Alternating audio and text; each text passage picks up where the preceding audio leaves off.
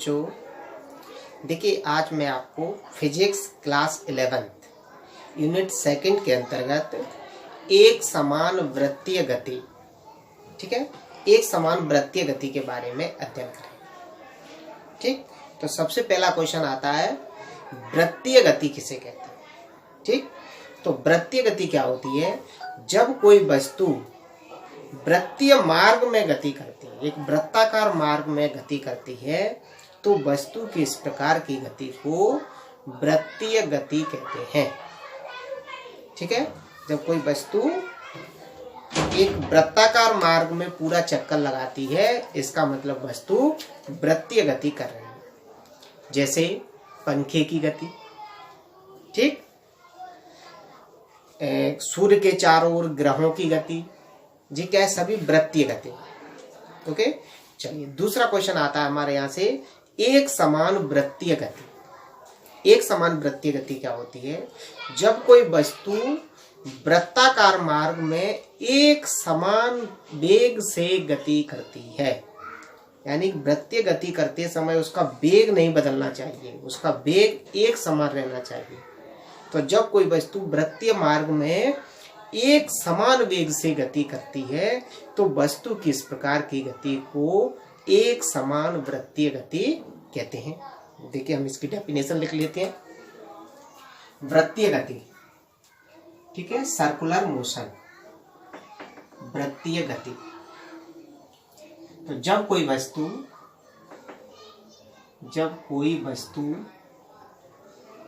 वृत्तीय मार्ग में गति करती है, तो वस्तु की इस प्रकार की गति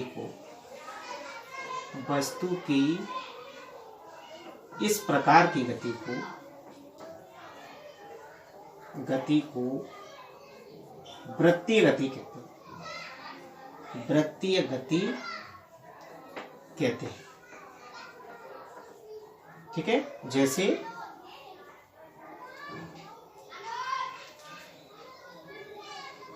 पंखे की गति, ठीक है, पंखे की जो गति होती है वो कैसी होती है? वृत्तीय मार्ग में होती है, तो उसको हम वृत्तीय गति कह सकते हैं। दूसरा आता है हमारा एक समान वृत्तीय गति। एक समान वृत्तीय गति, ठीक है, तो मैं डेफिनेशन लिख रहा हूं। जब कोई वस्तु वृत्तीय मार्ग में एक समान वेग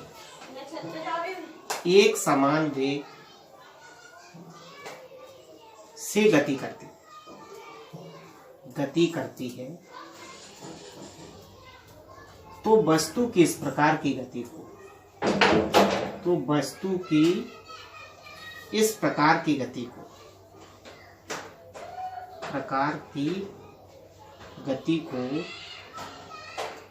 एक समान वृत्तीय गति कहते हैं।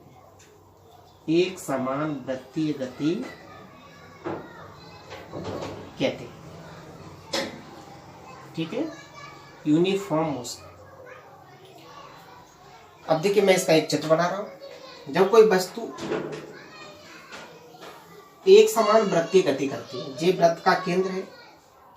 जब कोई वस्तु एक समान वेग से गति कर रही है, तो वृत्त के प्रत्येक बिंदु पर वेग का परिमाण तो एक समान होगा, लेकिन प्रत्येक बिंदु पर वेग की जो दिशा होती है वो अलग अलग होती है। जैसे मान लीजिए वस्तु जब ए बिंदु पर है, इस टाइप से गति कर रही है, इस डायरेक्शन में। जब वस्तु ए बिंदु पर है तो उसके वेग की डायरेक्शन जे होगी। जब वस्तु ए से बी पर पहुंच जाती है तो यहाँ पर उसके वेग की डायरेक्शन जे हो जाएगी। जब बी से सी बिंदु पर पहुंच जाती है तो यहाँ पर उसके वेग की दिशा जे होगी। जब सी से डी बिंदु पर पहुंच जाती है तो वेग की डायरेक्शन जे होगी। इसका मतलब जो हुआ कि एक समान वृत्तीय गति में वृत्त के प्रत्येक बिंदु पर वेग का मान तो एक समान होता है, लेकिन प्रत्येक बिंदु पर उसकी दिशा अलग अलग होती है। जैसे यदि कोई वस्तु 10 मीटर प्रति सेकंड के वेग से गति कर रही है, तो हर बिंदु पर उसका वेग 10 मीटर प्रति सेकंड होगा, लेकिन हर बिंदु पर उसकी दिशा अलग अलग होगी। दिशा कैसे ज्ञात करते हैं? उस बिंदु पर हम एक स्पर्श रेखा खींचे, जो स्पर्श रेखा की दिशा होगी वही उस बिंदु पर वेग की दिशा होगी। ठीक है, तो हम ये बात बोल सकते हैं कि एक समान वृत्तीय गति में वृत्त के प्रत्येक बिंदु पर वेग का परिमाण तो नियत रहता है, किंतु उसकी दिशा भिन्न भिन्न बिंदुओं पर भिन्न भिन्न होती है। ठीक है, ये चित्र बनाने के बाद आप लिखेंगे एक समान वृत्तीय गति में, एक समान वृत्तीय गति में वृत्त के प्रत्येक बिंदु पर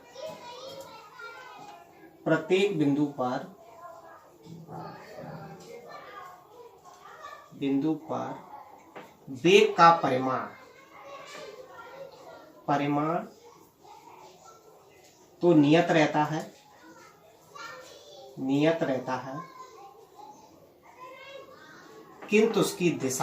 उसकी दिशा प्रत्येक बिंदु पर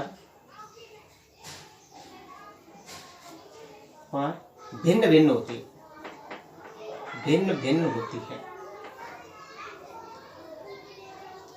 ठीक है, उसकी दिशा प्रत्येक बिंदु पर भिन्न भिन्न होती है। ठीक है, देखिए इसका मतलब ये हुआ कि जब कोई वाहन चलता है, वाहन के पहियों पर कीचड़ लग जाता है। ठीक है, तो जब वाहन को चलाते हैं तो कीचड़ जो है वो अलग अलग डायरेक्शनों में निकलता है। कैसे अलग अलग डायरेक्शन में निकलता है? कि जिस बिंदु पर कीचड़ लगा है उस बिंदु पर जो वेग की दिशा होगी उसी डायरेक्शन में वो कीचड़ निकलेगा। जो मडगार्ड लगाए जाते हैं वाहनों में, साइकिल में, मोटरसाइकिल में, तो वो इसीलिए लगाए जाते हैं क्योंकि वो हर डायरेक्शन में कीचड़ निकल सकता है, क्योंकि हर बिंदु पर उसके वेग की जो दिशा है वो अलग अलग है। ठीक है, तो ऊपर भी निकल सकता है, तो ऊपर के लिए क्या लगाते हैं? उसमें मडगार्ड लगा देते हैं, जिससे ऊपर जो कीचड़ निकलेगा वो उससे टकरा के नीचे गिर जाएगा। ठीक है, तो इस तरह एक समान वृत्तीय गति को आप समझ सकते हैं। वृत्तीय गति का एग्जाम्पल हम दे सकते हैं सूर्य के चारों ओर ग्रहों की गति। जो ग्रह सूर्य के चारों तरफ गति कर रहे हैं वो सभी एक समान वेग से गति कर रहे हैं और वृत्ताकार मार्ग में गति कर रहे हैं, इसलिए उस गति को बोलेंगे एक समान वृत्तीय गति। नाविक में इलेक्ट्रॉनों की गति, वो भी वृत्तीय मार्ग में गति कर रहे हैं तो एक समान वेग से गति कर रहे हैं, तो वो एक समान वृत्तीय गति का उदाहरण हो सकता है। ठीक है, चलिए इसके बाद आता है अगली डेफिनेशन, आवर्तकाल। आवर्तकाल क्या होता है? आवर्तकाल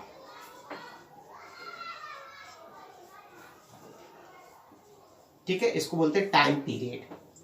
काल मतलब समय। तो देखिए जब कोई वस्तु वृत्तीय मार्ग में गति करती है तो वृत्तीय मार्ग में गति करने पर एक चक्कर पूर्ण करने में जितना समय लेती है उस समय को बोलते हैं आवर्तकाल। जब कोई वृत्तीय मार्ग में गति कर रही है और एक चक्कर पूरा करने में उसको जितना समय लगता है उस समय को बोलते हैं आवर्तकाल।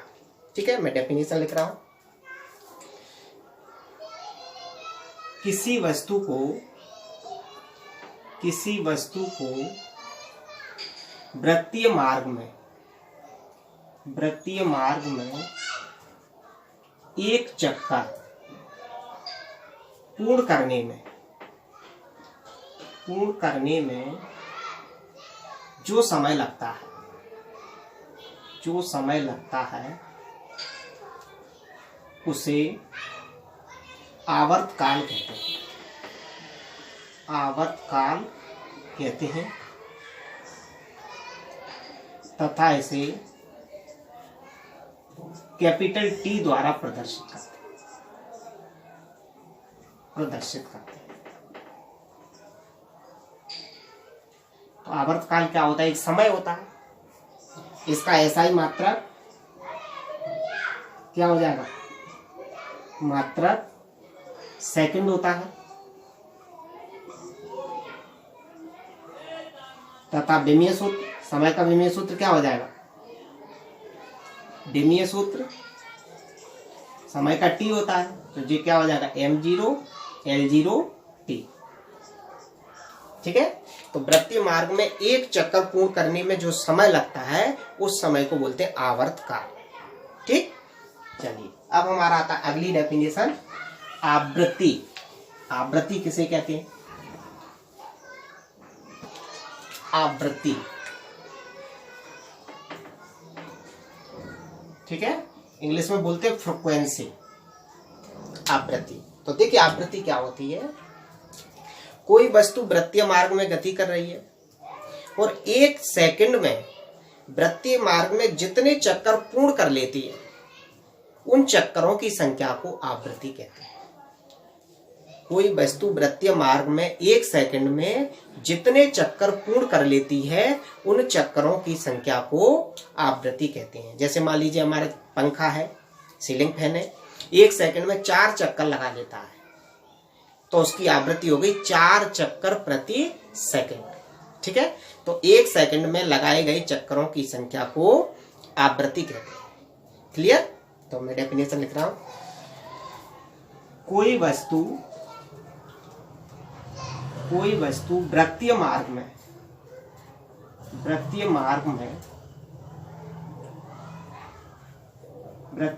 में एक सेकंड में जितने चक्कर पूर्ण करती है उन चक्करों की संख्या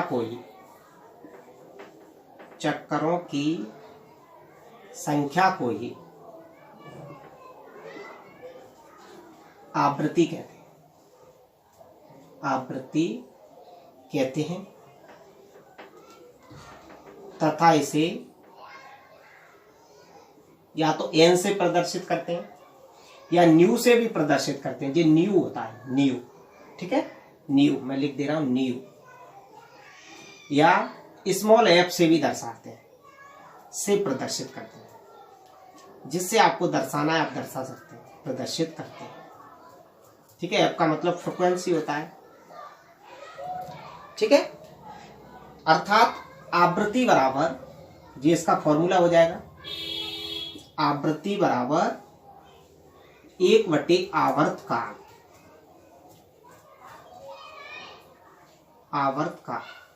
ठीक है, तो आवृत्ति को हम न्यू से दर्शाए तो न्यू बराबर हो जाएगा 1/T। तो ये आवृत्ति का फॉर्मूला हो गया। ठीक है, मात्रक निकाल दें इसका, आवृत्ति का मात्रक, तो क्या बन जाएगा 1/सेकंड। टी का मतलब समय है, आवर्तकाल है, तो क्या बन जाएगा इसका SI मात्रक।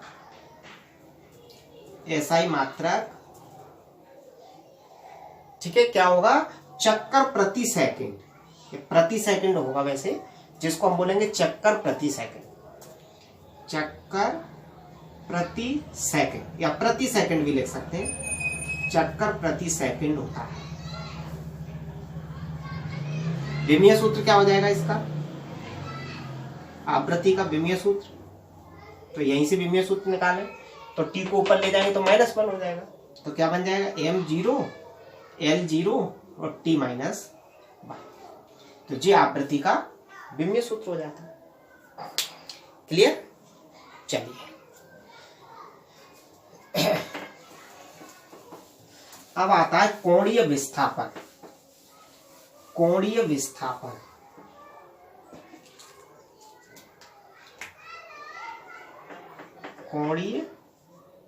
विस्थापन, ठीक है, इंग्लिश में बोलते हैं इसको एंगुलर डिस्प्लेसमेंट, कोणीय विस्थापन। तो देखिए कोणीय विस्थापन क्या होता है। मान लीजिएगा कि जे कोई वृत्तीय मार्ग है, जे इसका केंद्र है, कोई वस्तु पहले यहां पर थी ए बिंदु पर, ठीक है, यहां पर थी ए बिंदु पर, जे इसका केंद्र है। किसी समय में, कुछ समय में वो ए से बी पर पहुंच जाती है, घूमकर कहां पहुंच गई बी पर, तो केंद्र पर कुछ कोण घूम गई। जब ए से बी पर पहुंची तो केंद्र पर कुछ कोण वो विस्थापित हो गए।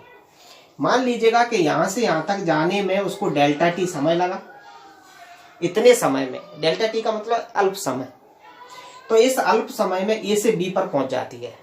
तो केंद्र पर कुछ कोण भी घूम जाती है, तो उसको कोण को मान रहा हूं मैं डेल्टा थीटा। क्लियर? तो देखिए डेफिनेशन क्या होती है, दिए गए समयांतराल में कोई वस्तु वृत्तीय मार्ग के केंद्र पर जितना कोण विस्थापित होती है उसे कोणीय विस्थापन कहते हैं। यानी कोण का विस्थापन, जब वस्तु यहां से यहां तक गई है तो कोण कितना विस्थापित हुआ है, इतना, तो ये कहलाता है कोणीय विस्थापन। मैं डेफिनेशन लिख रहा हूं, कोई वस्तु दिए गए समयांतराल में वृत्तीय मार्ग के केंद्र पर जितना कोण विस्थापित होती है या घूम जाती है उसे ही कोणीय विस्थापन कहते हैं। कोणीय विस्थापन कहते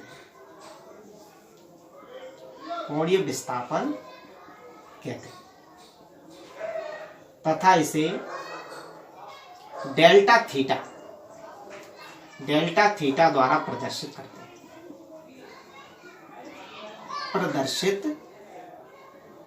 हैं।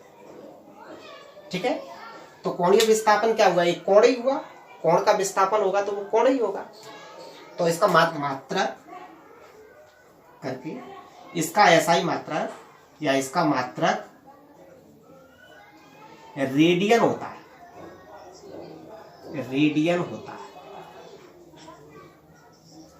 ठीक है, कोई दिक्कत।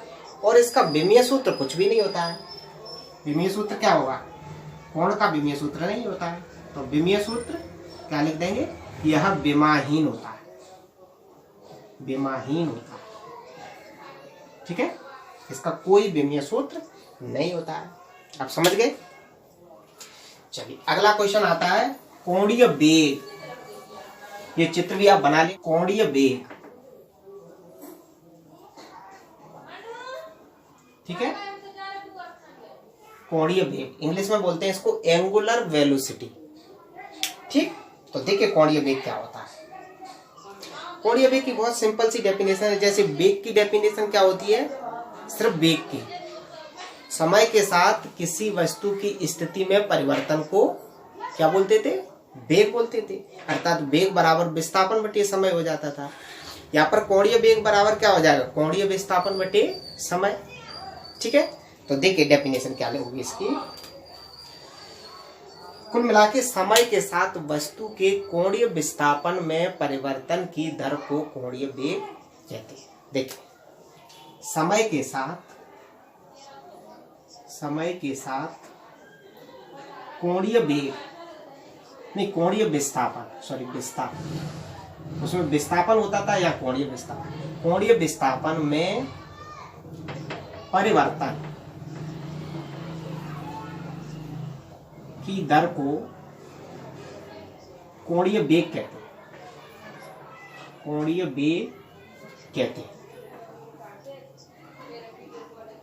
तथा इसे ओमेगा, जी ओमेगा होता है स्मॉल w टाइप का, चाहो तो आप लिख सकते हैं ओमेगा, ठीक है, ये ग्रीक शब्द है, तथा इसे ओमेगा द्वारा प्रदर्शित करते हैं,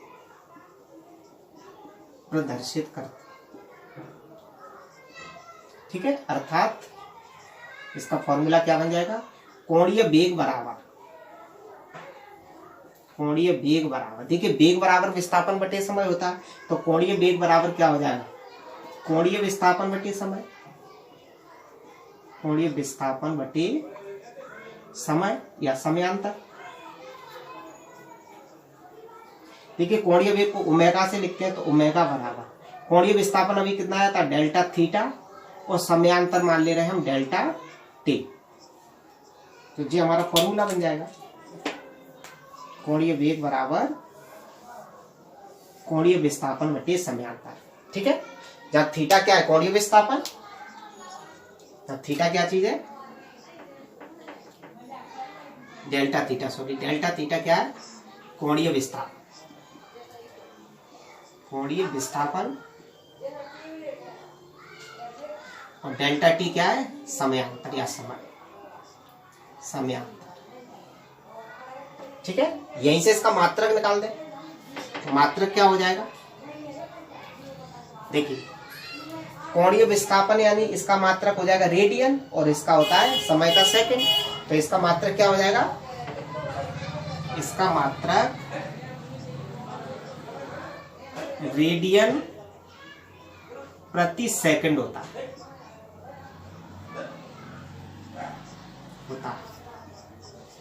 बीमीय सूत्र क्या बन जाएगा इसका? बीमीय सूत्र देखिए यहीं से बीमीय सूत्र बनाए।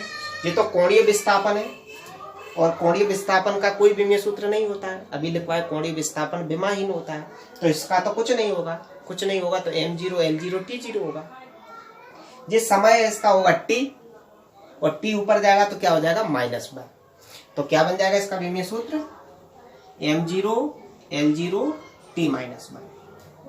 तो इसका बीमीय सूत्र क्या हो जाएगा? m0 L0 T-1। क्लियर? चलिए अब आता है आपका अगला क्वेश्चन।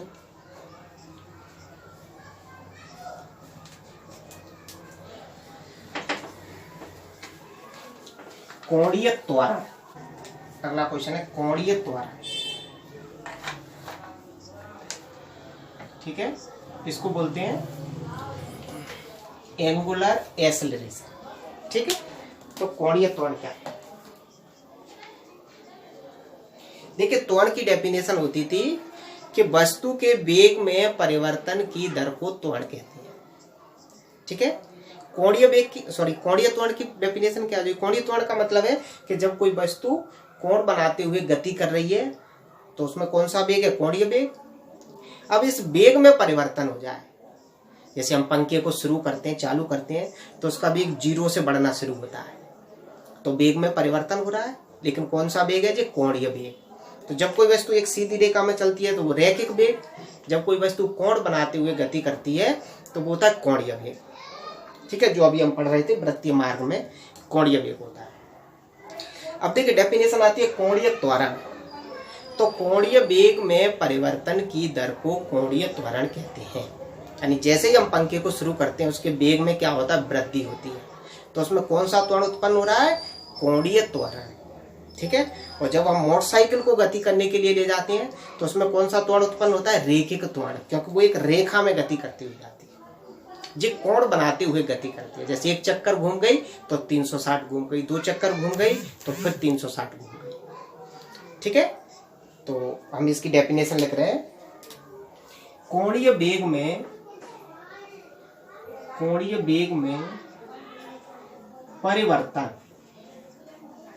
परिवर्तन की दर को कोणीय त्वरण कहते हैं। कोणीय त्वरण कहते हैं तथा इसे अल्फा, इसको हम अल्फा से प्रदर्शित करते हैं, तथा इसे अल्फा द्वारा प्रदर्शित करते हैं।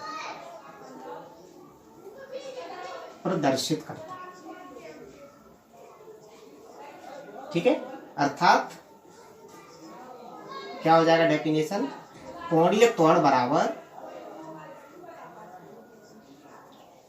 देखिए त्वरण बराबर वेग में परिवर्तन बटे समयांतर। कोणीय त्वरण बराबर कोणीय वेग में परिवर्तन, कोणीय वेग में परिवर्तन बटे समय या समयांतर। ठीक है, तो कोणीय त्वरण को अल्फा से लिखेंगे। कोणीय वेग में परिवर्तन, देखिए कोणीय वेग को ओमेगा से लिखते थे और कोणीय वेग में जो परिवर्तन हो रहा है उसको मैं डेल्टा ओमेगा से लिखा, तो डेल्टा ओमेगा बटे डेल्टा टी जो गया समय या समयांतर और जो गया कोणीय वेग में परिवर्तन। समझ गए ना? तो जी इसका फॉर्मूला बन गया, जहां डेल्टा ओमेगा क्या है? जहां डेल्टा ओमेगा बराबर कोणीय वेग में परिवर्तन, वेग में परिवर्तन। ठीक है, और डेल्टा टी तो आप जानते ही हैं क्या है, समय। अब इसका मात्रक निकाल दें। मात्रा, कोणीय वेग में परिवर्तन होगा तो वो वेग ही रहेगा, कोणीय वेग ही रहेगा। कोणीय वेग में परिवर्तन होगा तो वो क्या होगा, कोणीय वेग ही होगा। और कोणीय वेग का मात्रक अभी हमने निकाला था, क्या आता था, रेडियन प्रति सेकंड, यही आया था। तो कोणीय वेग का मात्रक तो जो होगा, और बटे में क्या है, समय, समय का मात्रक सेकंड होगा। ठीक है, तो क्या बन जाएगा, सेकंड। पर इसके बटे में 1 मान लेंगे, बटे के नीचे बटे पलट जाएगा, तो क्या बन जाएगा इसका मात्रक, रेडियन प्रति सेकंड स्क्वायर। ठीक है, तो कोणीय त्वरण का मात्रक क्या हो जाएगा, रेडियन प्रति सेकंड स्क्वायर। विमीय सूत्र इसका, विमीय सूत्र देखिए, कोणीय वेग का तो कोई विमीय सूत्र आया नहीं था, आया था, आया था। कितना आया था, m0 L0 t -1, अभी आया था पिछले क्वेश्चन में। और समय का कितना आ जाएगा, t, ये t ऊपर जाएगा तो कितना बन जाएगा, m0 L0 t -2। तो इसका विमीय सूत्र कितना हो जाएगा, m0 L0 t -2। अगला क्वेश्चन है, रेखीय वेग तथा कोणीय वेग में संबंध, वेग में संबंध। ठीक है, रेखीय वेग और कोणीय वेग में संबंध स्थापित कीजिए। ठीक, तो सपोज कीजिएगा कोई वस्तु है, वो वृत्तीय मार्ग में गति कर, ये वृत्त का केंद्र है O, और यहां से यहां तक की दूरी है, वृत्त की त्रिज्या स्मॉल r। वस्तु अभी कहां पर है, A बिंदु पर है। ठीक है, कुछ समय बाद वस्तु A बिंदु से घूमकर कहां पर पहुंच जाती है, ये B बिंदु पर। जब वस्तु A से B पर पहुंच गई तो ये त्रिज्या r, तो केंद्र पर कुछ कोण घूम चुकी है, वो कोण मान लिया मैंने डेल्टा थीटा। जब वो यहां से यहां तक पहुंची है तो कितना समय लिया है उसने, डेल्टा टी समय। जब ए से बी पर पहुंची है तो कुछ दूरी भी तय की होगी उसने, वो दूरी समझ ले रहा हूं मैं डेल्टा एस, यानी कुछ विस्थापित हुई होगी, तो वो विस्थापन है कितना, डेल्टा एस। ठीक है, तो हम इसको कैसे लिखेंगे कि माना कोई वस्तु ओ केंद्र व स्मॉल आर त्रिज्या के वृत्तीय मार्ग में एक समान कोणीय वेग ओमेगा से घूम रही है। ठीक है, यह वस्तु डेल्टा टी समय में बिंदु ए से बी पर पहुंच जाती है तथा केंद्र पर डेल्टा थीटा कोण घूम जाती है और परिधि पर डेल्टा एस दूरी तय कर देती है। ठीक है, तो इसी बात को मैं लिख रहा हूं, देखिए आप शायद समझ पाएंगे। माना कोई वस्तु को केंद्र व स्मॉल आर त्रिज्या के वृत्तीय मार्ग में एक समान कोणीय वेग ओमेगा से घूम रही है, यह डेल्टा टी समय में बिंदु ए से बी पर पहुंच जाती है, बिंदु ए से बी पर पहुंच जाती है तथा केंद्र पर डेल्टा थीटा कोण घूमकर परिधि पर डेल्टा एस दूरी तय कर लेती है, परिधि पर डेल्टा एस दूरी तय कर लेती है। समझ गए ना, वृत्तीय मार्ग में घूम रही है, जिसका केंद्र वो त्रिज्या r है।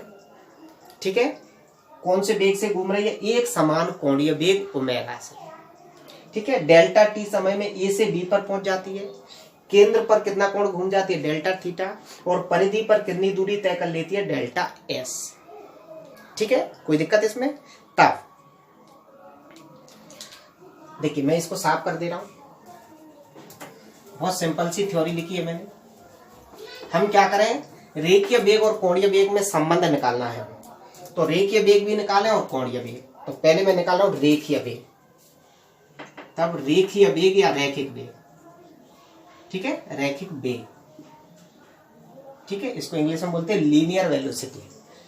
तो रेखीय वेग भी से लिखते थे, जो पहले हमने वेग पढ़ा था ना, वही कहलाता है रेखीय वेग। जब कोई वस्तु एक रेखा में गति करती है तो वो रेखीय वेग। तो रेखीय वेग बराबर क्या होता है? विस्थापन बटे समय। तो विस्थापन कितना हुआ है? डेल्टा एस बटे समय डेल्टा टी। ठीक है, समझ गए ना? चाहो तो मैं पूरा लिख दूं, रेखीय वेग बराबर विस्थापन बटे समय या समयांतर, या रैखिक वेग भी बराबर विस्थापन कितना हुआ है वस्तु का? डेल्टा एस, और समय कितना है? Delta T. तेरिया गुणा कर दूं तो डेल्टा एस बराबर आ जाएगा भी इंटू डेल्टा टी, जिस समीकरण नंबर 3। अब कोणीय वेग, कोणीय वेग बराबर क्या होता है? कोणीय विस्थापन बटे समयांतर। कोणीय विस्थापन बटे समयांतर। ठीक है, तो कोणीय वेग को मैं लिख दे रहा हूं ओमेगा, ओमेगा से दर्शाते हैं। कोणीय विस्थापन, तो कोण का विस्थापन कितना हुआ? डेल्टा थीटा, और समयांतर कितना है? Delta T. यहां भी मैं त्रिज्या गुणा कर दे रहा हूं, तो इधर लिख दे रहा हूं। तो त्रिज्या गुणा करेंगे तो जो आ जाएगा डेल्टा थीटा बराबर ओमेगा डेल्टा टी, ये समीकरण नंबर 2। यहां तक कोई दिक्कत नहीं होगी आपको शायद, बहुत सिंपल सी चीज है, जो मैं पढ़ा चुका हूं वही मैंने लिखवाई है। ठीक है, अब इसके आगे क्या करते हैं? परंतु कोण बराबर क्या होता है? चाप बटे त्रिज्या। ये पढ़ा है आपने। कोण कितना है यहाँ पर? Delta theta. कोण के सामने की वजह चाप कहलाती है, तो ये चाप हो जाएगा, तो चाप हो गया डेल्टा एस, ये त्रिज्या हो जाएगी, तो जी हो गया। तेरह गुणा कर दूं यहाँ भी, तो क्या आ जाएगा? डेल्टा एस बराबर आर इंटू डेल्टा थीटा।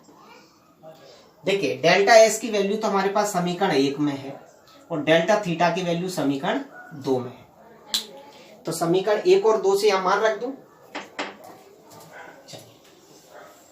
समीकरण 1 व 2 से मान रखने पर, समीकरण 1 व 2 से मान रखने,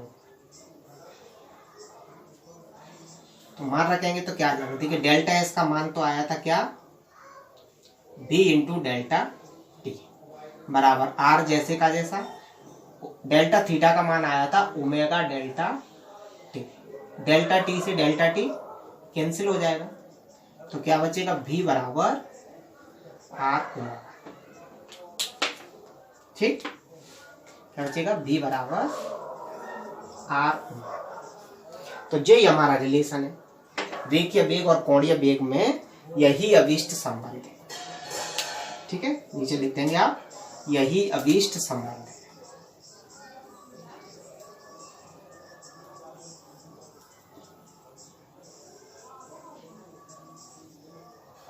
तो जैसा आपको समझ में आया होगा, अगला क्वेश्चन है रैखिक त्वरण और कोणीय त्वरण में संबंध। त्वरण में संबंध,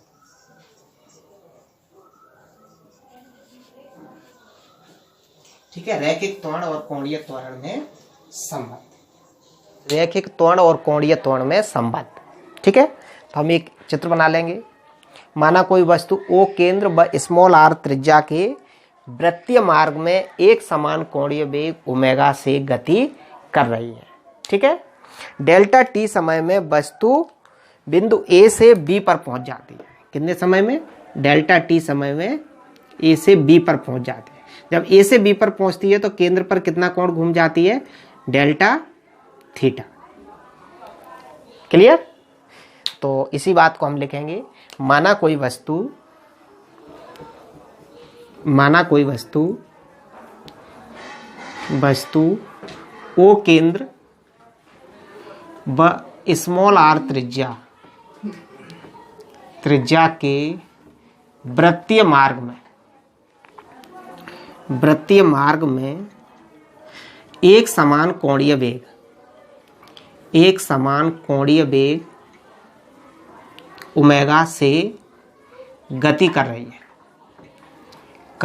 है तब कोणीय त्वरण बराबर क्या होता है? कोणीय वेग में परिवर्तन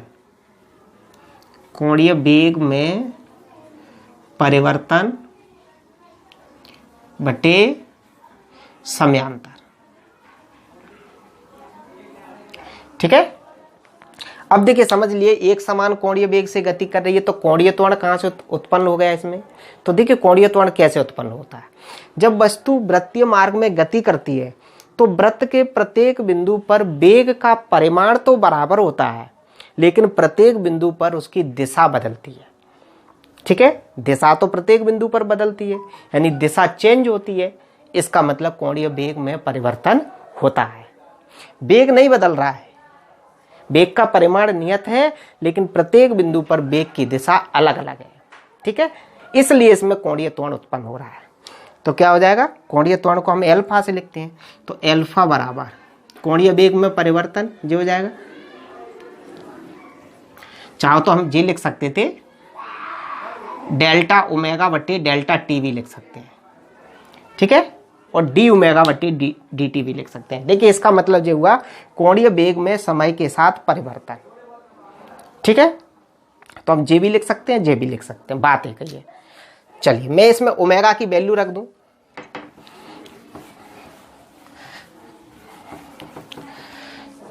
तो देखिए ओमेगा की वैल्यू हम जानते हैं क्या होता है, तो जे तो जैसे का जैसा डी बटे डी टी, और ओमेगा की वैल्यू होती है, अभी मैंने निकाला था, भी बराबर कितना?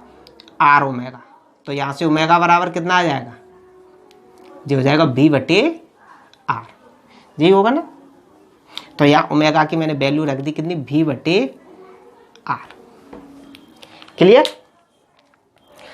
जी ओमेगा की वैल्यू रख दी यहाँ पर। अब देखिए जी क्या इसका मतलब है, समय के सापेक्ष अवकलन।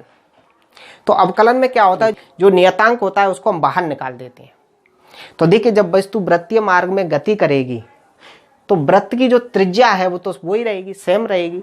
यहाँ भी R, J B R, J B R, J B R, और हर चक्कर में आर का मान तो नियत रहेगा। तो आर तो क्या हुआ? नियतांक हुआ। तो आर को क्या करेंगे? हम बाहर निकाल देंगे। तो आर क्या आ जाएगा? बाहर आ जाएगा।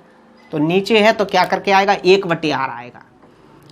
तो आर तो आ गया बाहर। अब क्या बचेगा? dv बटे dt। जी हमने आपको पढ़ाया था, जी त्वरण का फॉर्मूला होता था a बराबर dv बटे dt। जब समाकलन विधि से गति के समीकरण पढ़ाए थे तब मैंने आपको बताया था कि त्वरण बराबर क्या होता है? वेग में परिवर्तन बटे समयांतर। तो एल्फा बराबर क्या हो जाएगा? 1/r, और इसकी वैल्यू रख दी हमने a। तिर्यक गुणा कर दें तो क्या हो जाएगा? आर अल्फा बराबर a, या a बराबर आर और एल्फा। ठीक है? तो जी हमारा क्या हो गया संबंध? स्मॉल a क्या है यहाँ पर? रैखिक त्वरण, और अल्फा क्या है? कोणीय त्वरण, और आर उस वृत्तीय मार्ग की त्रिज्या है।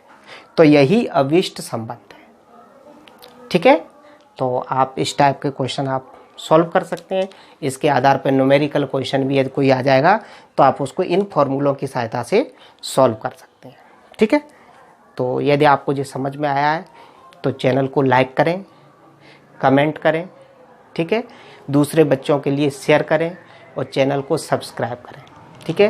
क्योंकि कोविड-19 में स्कूल में क्लास नहीं होने के कारण हम इस ऑनलाइन प्लेटफॉर्म की सहायता से विद्यार्थियों को लाभ पहुंचाने के लिए ये वीडियो अपलोड कर रहे हैं।